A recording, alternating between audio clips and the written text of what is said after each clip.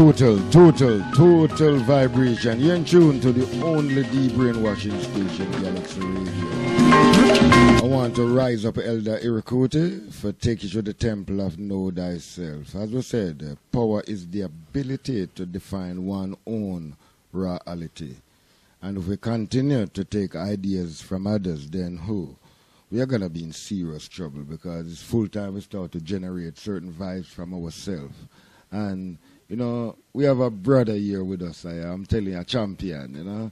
And, you know, he's not a stranger. No, sir. You know, because we are not strangers, you know. I want to rise up, you know, Dr. Umar Johnson to the family. Rise up. Good morning, my Virgin. Glad to be back. Such an honor to be back on Galaxy. It's been about 8 months, but it's been a blessing. Glad to be back in the studio with my brothers representing Free Africa Movement. We got Brother Amin, Brother Pharaoh, Brother Iris. Okay, just a few of the youth, and they were responsible for organizing this trip for me here this time. So it was the youth who actually stood up and helped pave the way for Dr. Umar to come back to the UK. So I'm thankful for them. We was at Venture Center and also over at the Tabernacle. The Tabernacle. Friday night, the Tabernacle. Saturday, the Venture Center. Standing room only. Brothers and sisters came out. A lot of new faces, which is good. A lot of new faces. So it's just been blessed. I always get love when I come to the UK. This was my 4th visit. You know, I'm sure it's not my last. Okay, I'm also looking at planning a trip to Africa next summer. I want to send a plane from the UK, plane from the States, plane from the Caribbean, plane from Canada, so we can all have a Pan-African conference like we used to do way back in the day and plot our situation up out of our oppression economically and politically. So we're looking at July 2014 for that. And then we also, I threw the idea out to the brothers here, but I want to do a global Pan-African consciousness tour. We take certain brothers and sisters from around the world, and then we go around the world collectively in oneness, from Africa, from Canada, from the UK, and we all speaking one after the next with the same message. True reparations. True reparations, yes, sir. Seriously. All's been well. All's been well. Going to Haiti for the first time, August 16th to the 22nd. Looking forward to that. Got invited to be the keynote speaker at the Marcus Garvey celebration in Kingston, Jamaica. I declined it because I'd already committed to Haiti. But now I'm wishing I would have told Haiti to just back the days up. So I kind of moved too fast on that. But next year for sure. You know, I'm going to be there. If I don't, and then I was invited to Jamaica again for African Liberation Day, May 25th, but I was already committed somewhere else. They got me at the last minute. Priest Dougie and Rosh Jabalani. Shout out to the Bobo Shanti in South Florida. So there's 2 I missed, but I'm going to get back to Jamaica soon for sure. Well, as I said, it's good to see the eye here in the UK, Bless. you know, and you know, if you could tell the people your mission here and the works that you. Oh yes, indeed, to spread the good gospel of Garveyism, to push Pan-Africanism, to help us fight and organize ourselves on an international level so that we can solve our own problems politically and economically. As Mr. Garvey said, the race can only be solved through a solid economic program.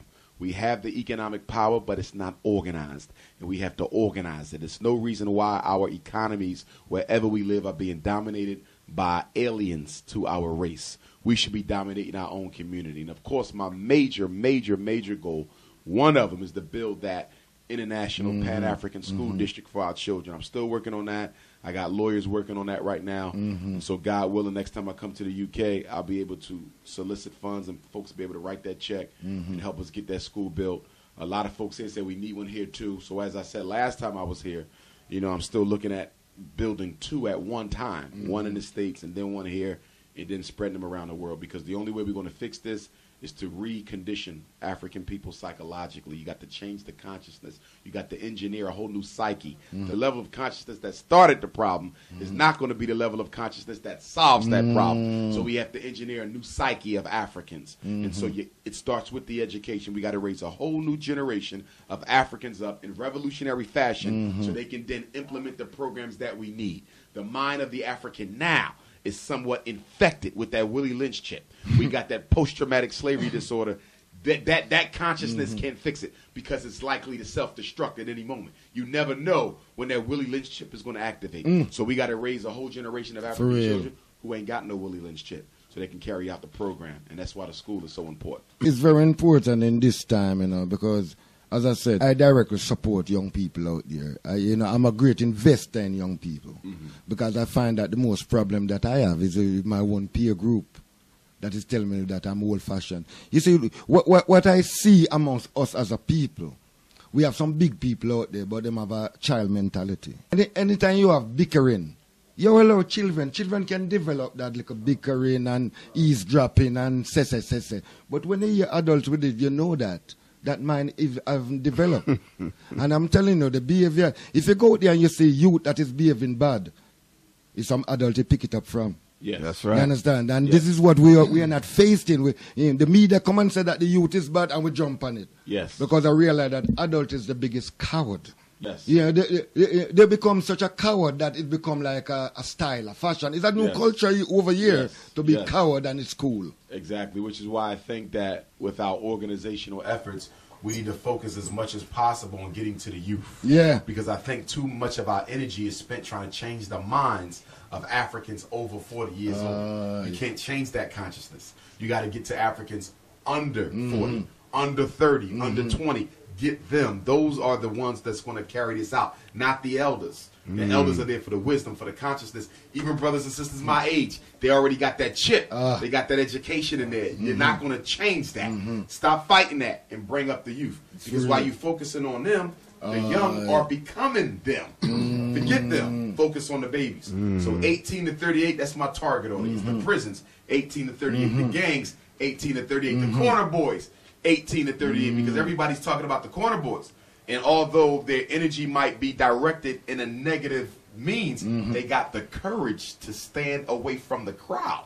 That's what you need. That's the revolutionary energy. It just has to be re-engineered and refocused. But those are the raw fruit that we need to build that great and mighty tree of revolution. Yeah, man. Elder. Greetings, Dr. Omar. Good to see you, Elder. Yeah. Always. Yeah, man. It's been 8 months, you said, you know. A lot of things has happened since 8 months. You know, the situation, we're talking about the youths. And what's coming to my mind when you're talking is that the youths, really, which are our future, our future's being attacked outside there on the streets. I mean, in Florida, the situation is happening down there. And then another brother, a 13-year-old, who got a 78-year-old shot him and kill him. Oh, okay. You talking about Trayvon still? No. There's a brother in America. In America, he went into. Was accused of going to someone's house. He put his hands up, and some cracker. Shot him. No. What happened? He went to him and his mother live in the house, and he went next door. Came out to empty the dustbin. Okay. Right. When he came out to empty it, his mother was behind him, and the cracker next door automatically turned on and accused him, said, "Oh, you've been in my house to rob my guns." And the youth put up his hand and, "No, what are you talking about, Mom?" 13-year-old youth, and the 76-year-old man, cracker, shot him. This week or last week? I didn't even hear about it. The guy's being charged. But I'm going to tell you, you're going to see more of that. Yes. Why? Because the Trayvon case is the first significant stand your ground case. It sets the precedent. Because under the stand your ground law, you don't have to prove that your life was in jeopardy or in imminent danger. You just have to prove that you felt it was. It's purely emotional, purely reactionary, purely psychological. Now, looking at the stereotypes that Europeans have of us, what white person cannot claim that their life was in jeopardy by a black person because of the myth of the dangerous black male?